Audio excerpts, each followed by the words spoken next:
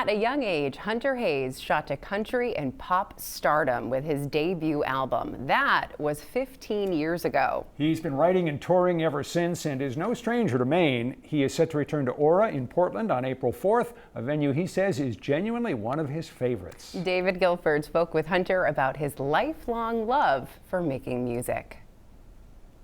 Your debut album goes platinum in your early 20s and then double platinum.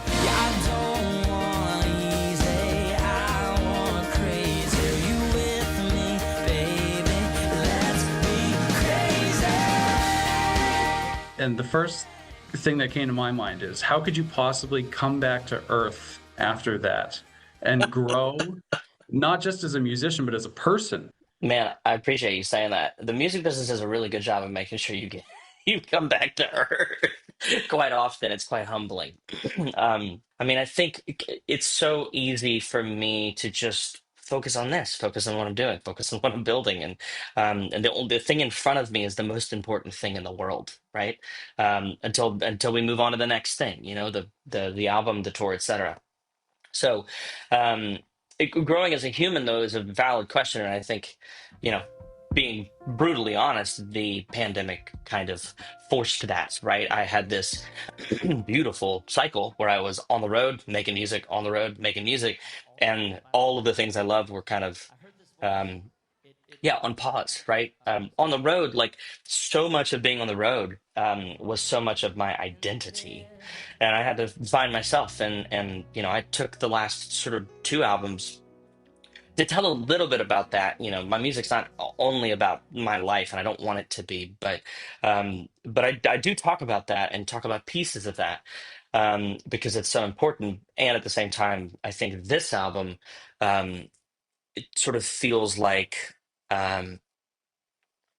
It really feels like a return to home after being gone for a while.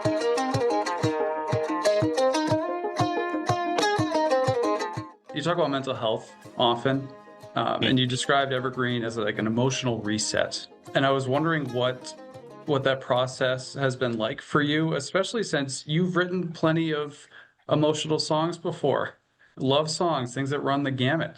How has this latest process been for you, being open about that and putting it into your work? It's always been my job. I'm a very emotional person, whatever, highly sensitive, whatever you want to call it. There's a million different ways to describe it, but um, I think the growth is learning to love it and learning to love that is my place in this world. That's my purpose in making music. I write about that stuff. Not to, it's not just heavy. It's also really light. It's the roller coaster of all of it. All the colors start to fade from the flowers that he gave. Remember, my love is not a season, and I will be your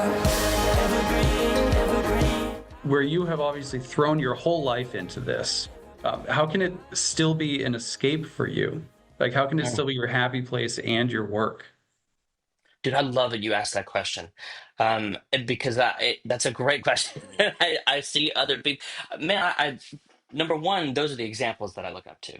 Those are the people. Like, my favorite thing about, I'm going to drop a name, forgive me, but my favorite thing about having worked with CV is that he's still in love with it.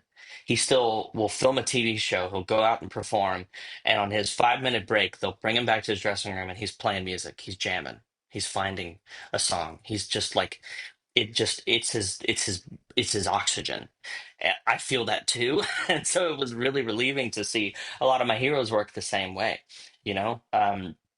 Every time I've talked to Elton, he's just as driven as he's ever been, if not more.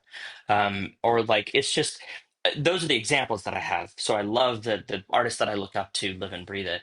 For me, I think the test for me has been in times when the industry sort of really pushes me, really, really tests me.